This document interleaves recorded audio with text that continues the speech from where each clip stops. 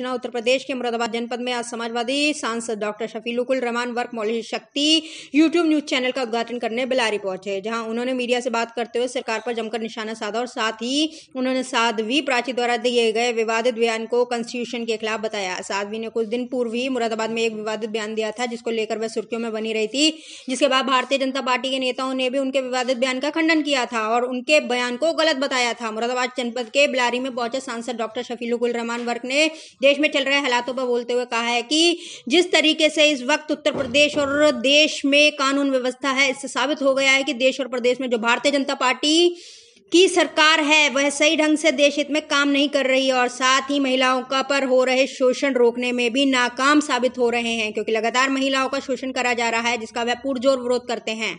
महिलाओं पर हो रहे शोषण को लेकर सरकार को सख्त कदम उठाने चाहिए। साध्वी द्वारा मुरादाबाद में मदरसों को लेकर एक विवादित बयान दिया गया था, जिनमें उन्होंने कहा था कि मदरसों में पढ़ने वाले लव जिहाद की ट्रेनिंग दी जाती है, उन्हें इसके लिए पैसे दिए जाते हैं। वहीं डॉक्टर शफीकुल रहमान वर्क समाजवादी सांसद का कहना है साध्वी द्वारा दिए गए बयान बेबुनियाद है, कॉन्स्टिट्यूशन के खिलाफ है। जिस तरीके से उन्होंने मस्जिदों को लेकर विवादित बयान दिया है वह पूरी तरीके से गलत है। किसी भी मदरसे में किसी भी बच्चे को इस तरह की कोई भी शिक्षा नहीं दी जाती। इनके खिलाफ कानूनी कार्रवाई होनी चाहिए।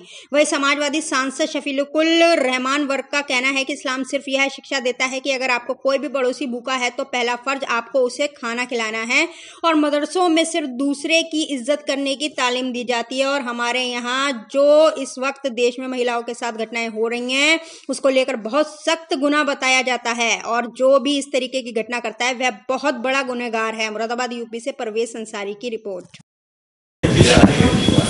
इसमें विपक्ष ये कह रहा था कि अब बीजेपी को धूल चटा देंगे, क्या कहना है?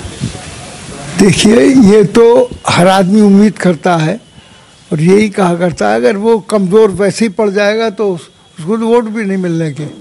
अब ये ऐसी कोई कमज़ोरी नहीं थी, लेकिन इसमें जानबूझ पर कोई ऐसी साजिश की गई और ऐसे हालात पैदा किए गए कि जिससे कि बहरहाल वो समझते थे कि वही क्या ना तेजस्वी जो है वो आगे बढ़ रहा है और नौजवानों के लिए उन्होंने नारा दिया उससे नौजवान बहरहाल एकदम उनके साथ हो गया। तो हम ये उम्मीद करते थे कि तेजस्वी यकीनन गवर्नमेंट तेजस्वी की बन जाएगी और बनने में कसर ही क्या रह गई है, बहुत थोड़े से वोटों की हार जीत है। लेकिन अगर चूँकि ये बीजेपी के हाथ में पावर थी तो उन्होंने हर तरकीब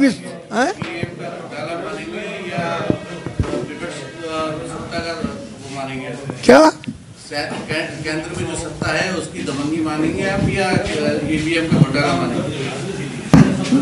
देखिए, ईवीएम के घोटाले के मुतालिक तो अभी कोई ऐसे स्थिति का कोई बयान सामने नहीं आया, लेकिन बहरहाल जो ये मोदी वगैरह और ये जो इन्होंने काम किए हैं तो उस काम से तो जनता मुतमईन नहीं थी और नहीं उनके कहने से ये इनको पावर में लाई है। लेकिन चूँकि अवाम झांसे में आ जाता है, कहीं पैसे से कि झांसे में, कहीं दबाव में, कि इस तरीके से हर तरीके से, तो बहरहाल वो थोड़े वोट से फ़र्क रह गया।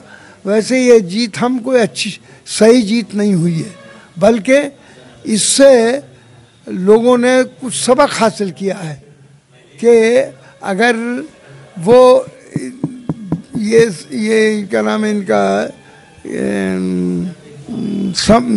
बीजेपी पार्टी अगर जो रोल उसने इस वक्त अदा किया है, जगह जगह दबाव डाले हैं जिस तरीके से और लोगों को थ्रेटनिंग भी किया है, सब कुछ किया गया है और तो इस तरीके से वो पावर में आ गई। चलो बात की जाए अभी मुरादाबाद में हाल ही में एक भाजपा नेता जो है साध्वी प्राची, उन्होंने एक बयान दिया था। किसने? साध्वी प्राची ने एक बयान दिया था कि जितने भी हिंदुस्तान में मस्जिदें हैं इन्हें तोड़ के मंदिर बना दिया जाए। इसमें आप क्या कहना? ये मुसलमान किसी भी कीमत पर इसको बर्दाश्त नहीं करेगा, ना हम बर्दाश्त करेंगे, चाहे जान हमारी चली जाए, चाहे कुछ भी हो।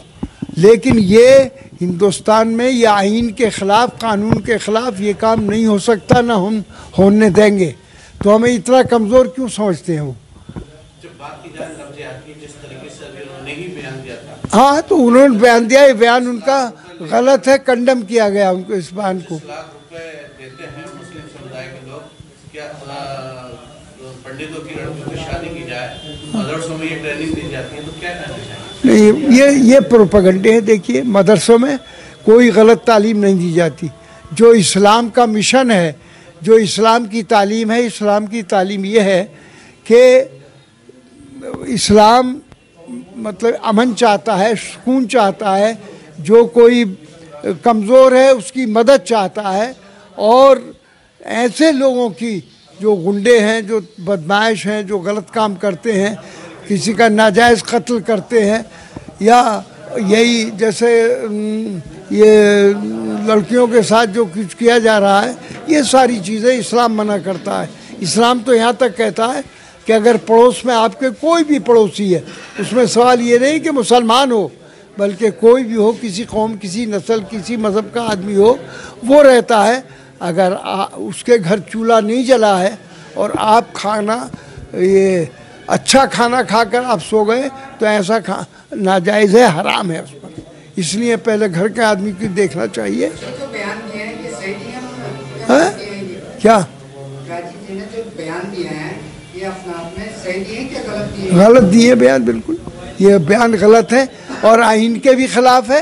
यानी जो हमारा इस वक्त कॉन्स्टिट्यूशन ऑफ इंडिया है, क्या इस बात की वो इजाज़त देता है? उनको तो खिलाफ या उनके खिलाफ तो मुकदमा दायर करके उनको जेल भेजना चाहिए था भाई। ऐसे इसका मतलब ये कि हालात को मुल्क के बिगाड़ना चाहते हैं और मुल्क को बर्बाद करना चाहते हैं। इससे मुल्क बर्बाद होगा या आबाद होगा? उत्तर प्रदेश की बात की जाए कानून व्यवस्था की, तो इस पर क्या कहना चाहेंगे? जिस तरीके से जो कानून व्यवस्था चल रही है, वो देखिए, इससे पूरा उत्तर प्रदेश की जनता जो बहुत नाराज़ है और बेहद नाखुश है इस बात से कि उन्होंने जो हालात पैदा कर रखे हैं, जो सड़कों पर चोरियां हो रही हैं, डकैतियां हो रही हैं, जगह जगह मतलब ये दलित